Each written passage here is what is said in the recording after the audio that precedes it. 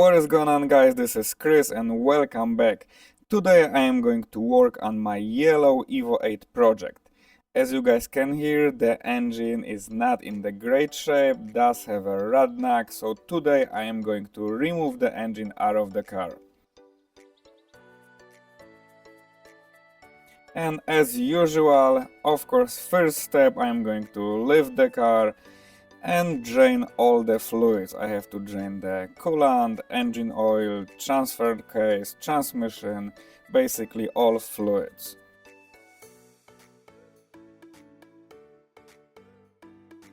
Next step would be to remove the drive shaft and the exhaust.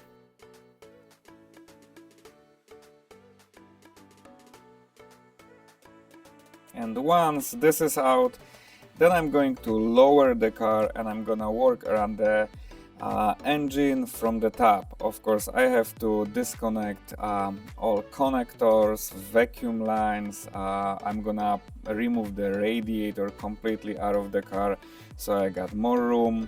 And of course, intercooler pipes, everything I need to remove.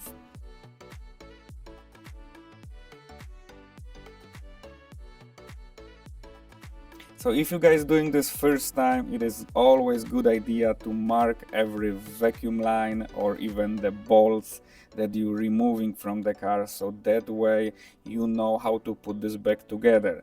I'm doing this very often, especially on those 46.3 cars, but I always mark everything with the blue tape. I put the numbers, and this way it's much easier for me and it's much faster when I'm putting this back together. So I got most of the stuff around the engine from the top done. So now I'm going to lift the car again and I'm going to remove the transfer case. For the transfer case we have total of 6 bolts, 3 on the bottom and 3 on the top.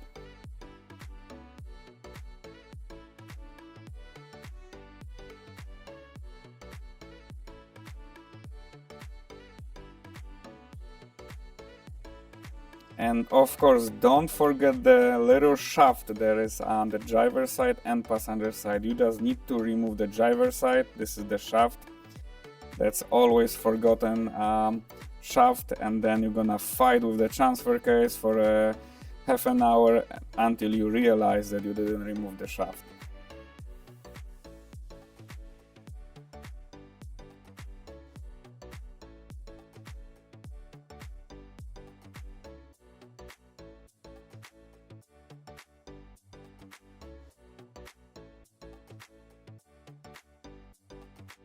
And once I got all the bolts for the transfer case out, I always put a regular car small jack behind the transmission and just push the engine with the transmission to the front of the car a little bit, just enough so you can remove the transfer case. Of course, there is a way to keep the transfer case there and you don't have to remove it, but it's always bothering me. It's always on my way when I'm removing engine, so it's just easier to remove the transfer case. This is another step that taking basically 15 minutes.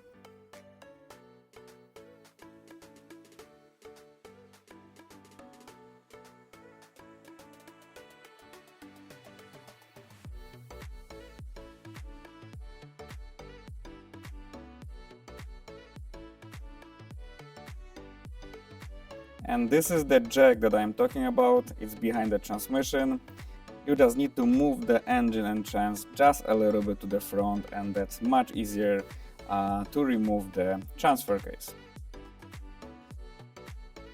And now I am going to disconnect the AC compressor lines and I am going to remove the AC compressor completely. I don't have to do it now, I can do it once the engine is out, but I am there right now, so I'm just completely remove it out of the car.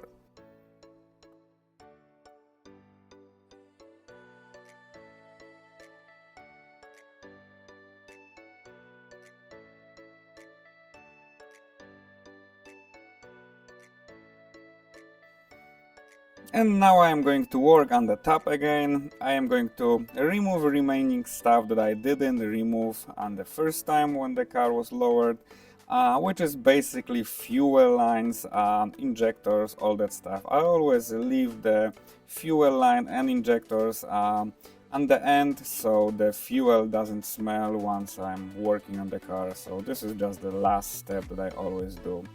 And of course, I'm double checking everything around the engine, and then I'm gonna be ready to drop the engine.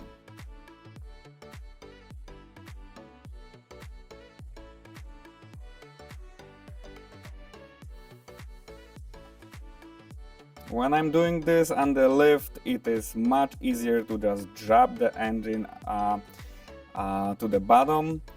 And if I'm doing this without the lift, it's just better to, of course, remove the engine to the top. Either way, both ways, I'm doing this together with transmission, and you don't have to remove the cross member or anything like that.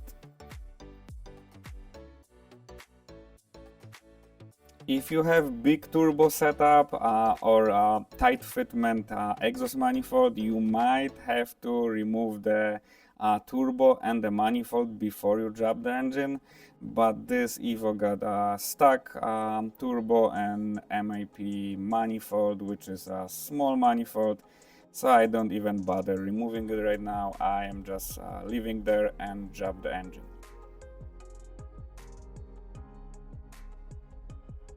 And now I am just removing the engine and transmission mount. And now I can start lowering the engine with the transmission down.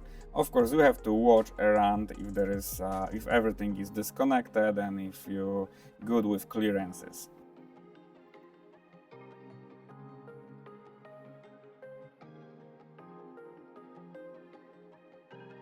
And I'm going to raise the car up, and the engine and transmission is down on the floor with the little lift that was helping me to drop the engine. Like I mentioned before, if you don't have a lift like I do in the shop, you can do it at home in the garage. You can even remove the engine with the chains from the top, but you have to have a good angle, so it is possible. It's not nothing impossible even in the small garage.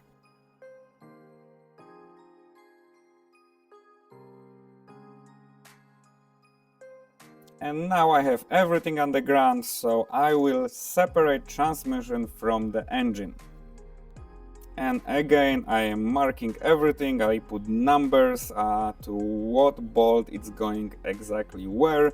Even though I was doing this hundreds times before, it's just easier for me to put this back together and much faster.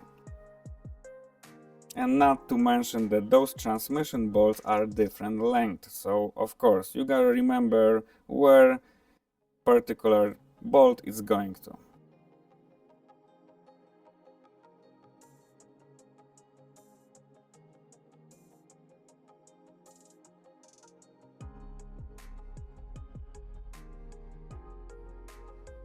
And the only thing left would be to disconnect the bearing for the clutch. You gotta use 2 screwdrivers, and you can do it with through the inspection hole. And like so, I am just removing it from the engine.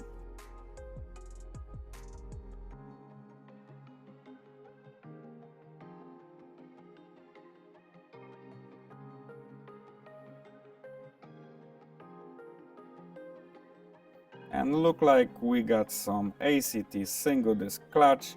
I will have to remove that clutch and just inspect it, and then I'm gonna decide what to do, if I'm gonna replace it to different or keep it, we'll see. So I'm going to put the suspension back together, and I'm going to put the wheels to the car so I can lower the car and just push it out of the lift. I don't want it to I don't want the car to be on the lift for a long time because I have to repair the other cars.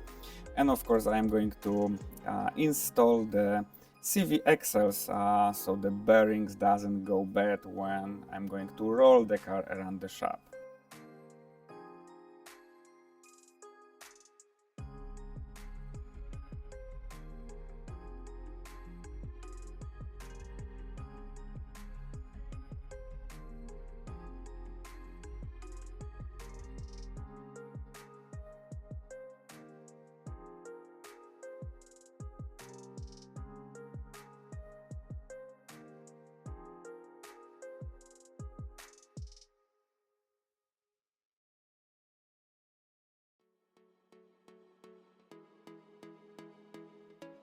And now the car is down, and I can just push the car around the shop any place I want for the time that I'm going to rebuild the engine. I am not exactly sure what is the plan for that Evo just yet.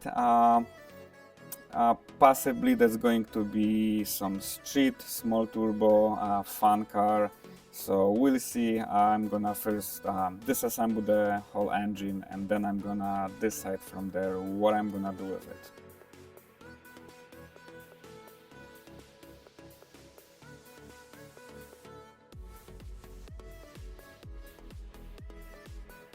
So the couple parts that I still need to remove that are left in the engine, which is of course the exhaust manifold with the whole turbo.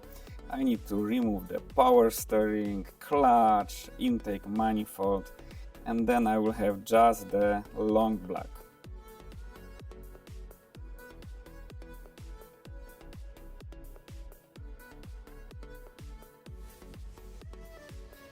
And again, of course, I am taking Ziploc and put bolts, nuts, and I always mark the Ziploc or put the numbers or whatever it's easier for me to just remember what stuff is going back.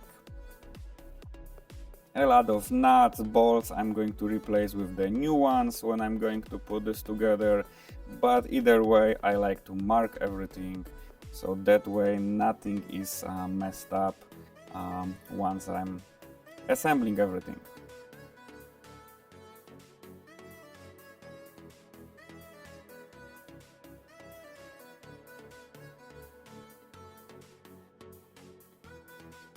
And now it's time for the intake manifold, and the last one going to be clutch.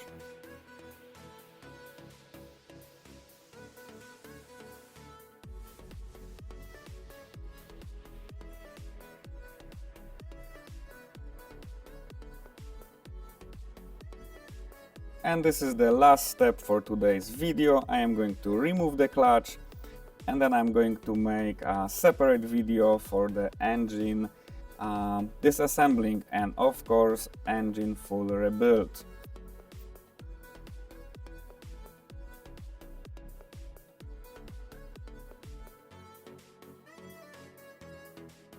So that's all guys for today. Thank you so much for watching, and see you guys in next video.